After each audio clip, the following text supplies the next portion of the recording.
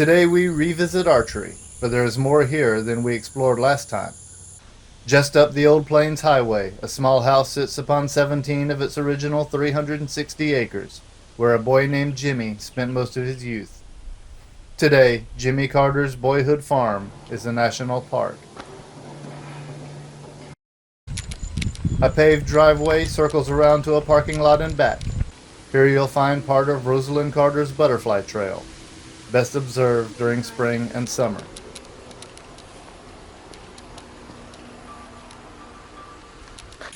Wayside boards are displayed throughout the farm. They display informative insights, photographs, and often recorded messages.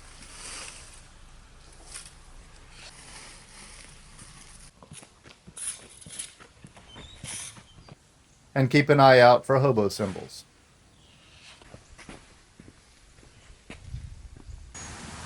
The Carter family moved here in 1928 when Jimmy was 4. At 17, he went off to college, first in Americus, then Atlanta, and finally Maryland, achieving a bachelor's degree in science. In 1996, the Park Service purchased the core acreage and demodernized the house to a 1930s era, bringing in appropriate livestock and reconstructing buildings. My daddy believed in everyone on the farm doing their share. Here in the backyard we had chickens and ducks and guinea hens and geese that we had to feed, and of course we had to sweep the yards all the time.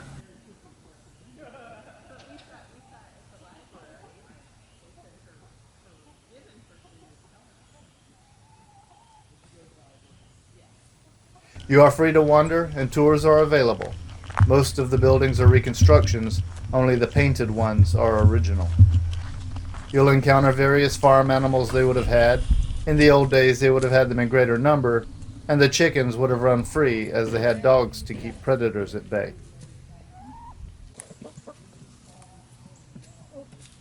This museum offers a fair glimpse into what life was like for many a Depression-era family, though the Carters were actually pretty well off in comparison to most of their contemporaries. They owned quite a bit of land in this community. But living conditions were similar for most. No insulation, fireplaces, and wood stoves were the rule for everyone. From the parking lot, you approach the back of the house, though you can enter either way. A screen door to a back porch, and the sound it makes when it slams. I remember fondly. The farmhouse porch, front or back, has a romance all its own.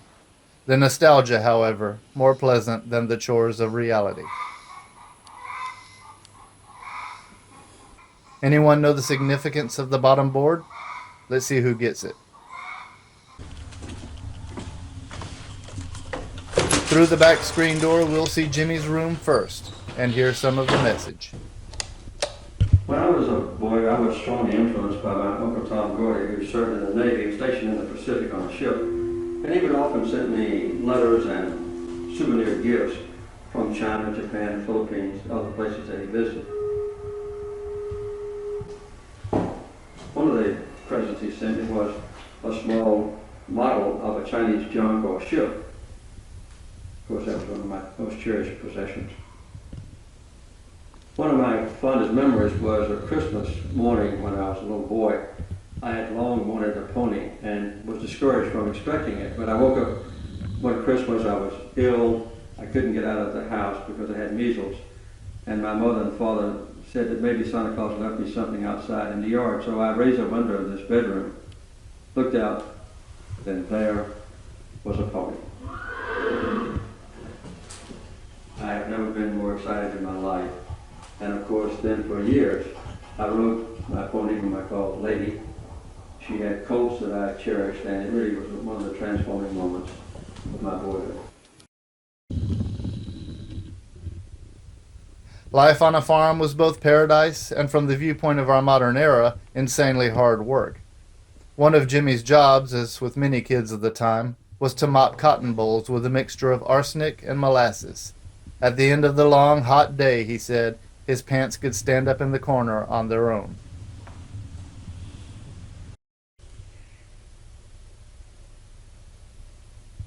The kitchen, sparsely furnished, and cooking technology of the 30s. wood-burning stove. I cannot stress enough how good a kitchen smells after years of use of one of these.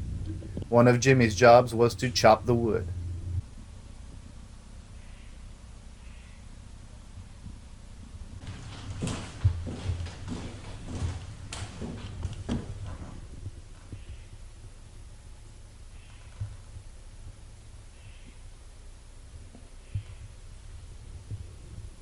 The bathroom, installed after construction of the windmill. Earl Carter, being innovative, fashioned an early shower.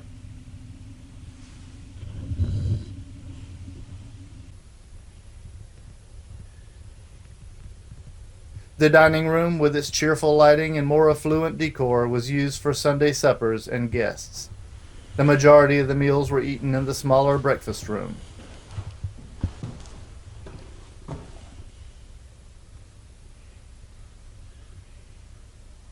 On the table, you'll notice a magazine. Lillian encouraged reading at the table.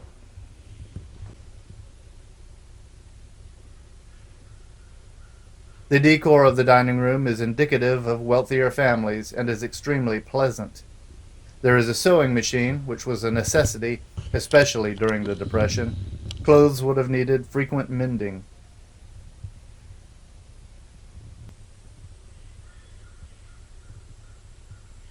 Earl and Lillian's room, with a crib for the youngest child, which in the time the house is set would have been Billy, who would eventually inherit Jimmy's room.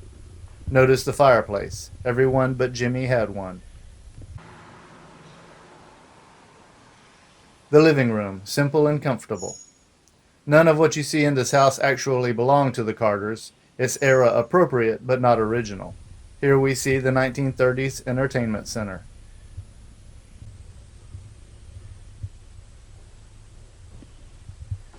There is a battery-powered radio. Jimmy was allowed to stay up 15 minutes past his 8 o'clock bedtime to listen to his favorite show. I can imagine the magic it must have been for him hearing the excitement of the world come into his living room from out of the rural night.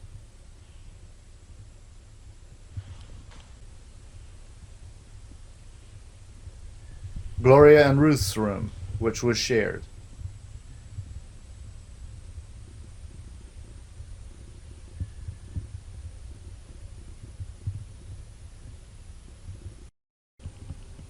Be sure to read all the signs.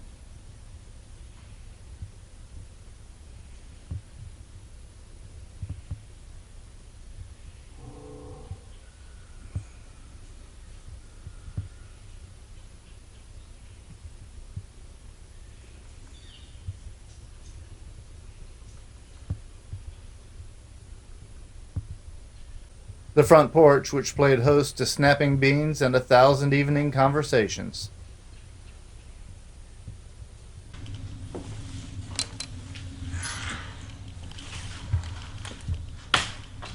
The house has no lawn. Sand was spread to keep wildlife away, reflect sunlight for cooling, and acted as a fire break, and one of Jimmy's jobs was to keep it swept. This is a special place aside from its presidential history, as it is the only Depression-era farm in the National Park Service. Hobo symbols. Remember what these mean from the wayside board?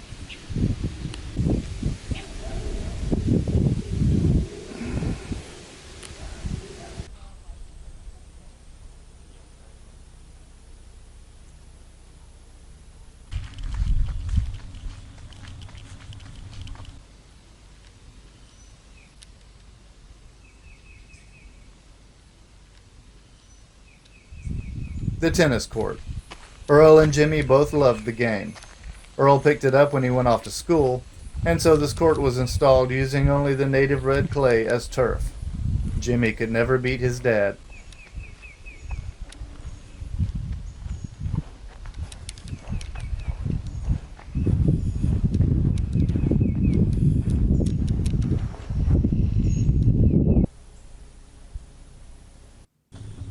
The historic marker for archery mentions a store. Well, here it is. There is actually more of archery left than I had previously believed. The store was only open on Saturday. Workers would be paid here, in fact, all the financial transactions. It was a community lifeline. The interior is stocked with period goods, and there is narration by Jimmy. We had a store, what we call a commissary on the farm, which was quite common in rural communities because they provided the basic necessities that had to be bought by the workers and by our family as well. What happened usually was that the purchases were on credit, and payments for the different items were made on payday, or sometimes even at the end of the season when the crops were harvested. The stores were convenient for three reasons. One, they were close by, and most of the transportation was on foot. Secondly, the landowner, the larger one, owned the store in order to make a profit on items sold. And third, the people who lived on the farm or nearby quite often had no credit rating in town, whereas the landowner that owned the store would know them, and if they wanted to buy a pair of shoes or a shirt or some tobacco, they didn't have to worry about credit because they had ready credit. This farm museum is itself the exhibit. You can walk the land, smell the air, and feel the heat or cold. Completely immersive. In the old days, they had a well, but when the windmill was built, they got indoor plumbing. It was purchased in 1935 for $100 from the Sears and Roebuck catalog. It stands as an impressive centerpiece against the southern sky. There are a few plots for crops. At the time, much more of the land would have been used this way. I come here often. It really is a piece of heaven.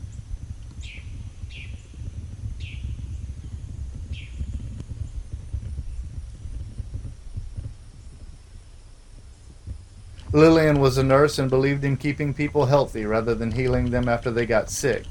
She allowed and encouraged the community to gather sweet potatoes from the garden, as they are very nutritious. Take in the fresh plowed ground. Oh look, a plow. I couldn't resist.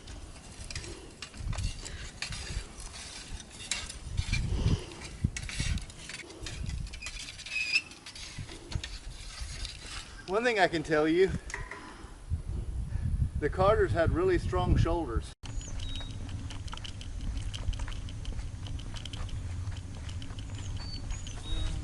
On down the way, recreations of buildings, the originals long gone. I'm pretty sure these are accurate to what was here. A farm cat does what farm cats do. Transportation of the day, though the Carters did have a car.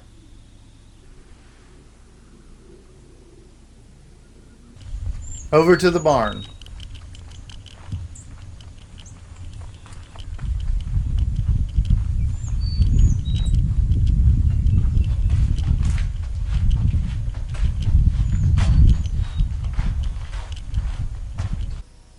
This is a functioning exhibit as they have two mules. They are employed for special events, but otherwise lazily browse the pasture. In the 30s, they would have had upwards of 40, as well as other working livestock.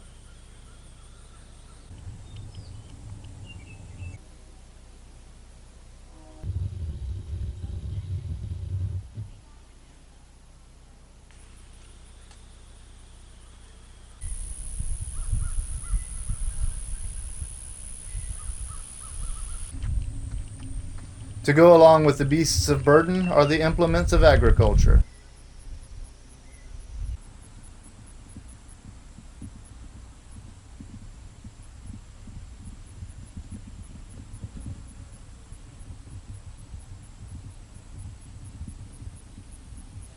The heavy iron that did the digging. Agriculture in the 30s was serious work. I can only imagine working with these in 90-degree heat. Many farms of the day had their own blacksmith shop. They had to be pretty self-sustaining and relied on little from the outside world, just because of their rural nature. One of Jimmy's first jobs was working the blower. He was 5. The Clark House, an original structure. The residence of Jack and Rachel Clark, who were like second parents to Jimmy. Jack was the farm supervisor and was well respected by the Carters. Jimmy would stay with them when Earl and Lillian went out of town, and he thoroughly enjoyed those times. Inside is an exhibit on the life of farmers and sharecroppers.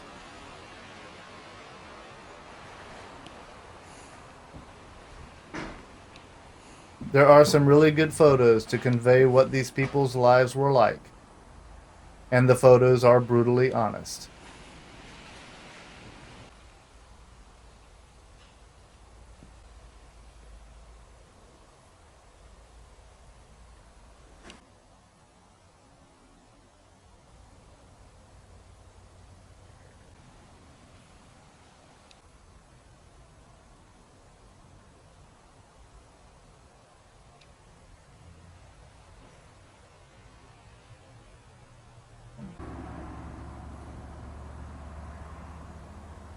Newspapers on the wall. This was a common practice out west as well, in the bunkhouses of cowboys.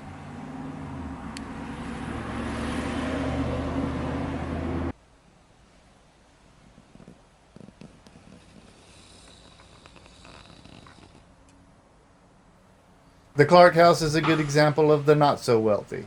They had the same implements as mentioned before, just not nearly as pretty.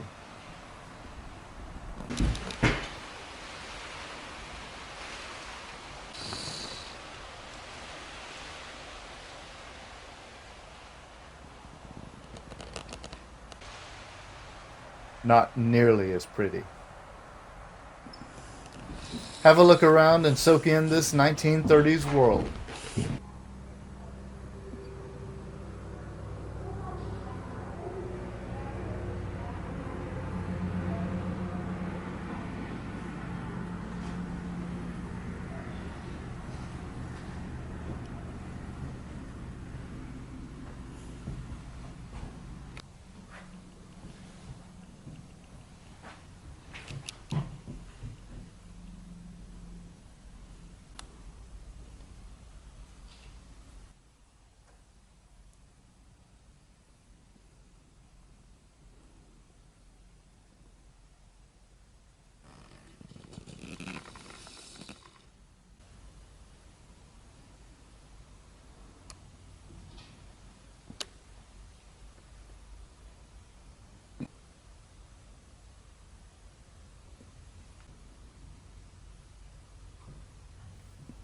The Clarks were extremely important to Jimmy, and he learned a lot from them, including fishing from Mrs. Clark.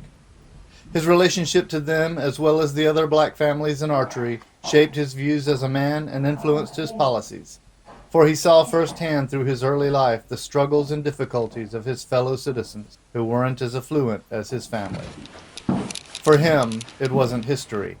It was the world he grew up in.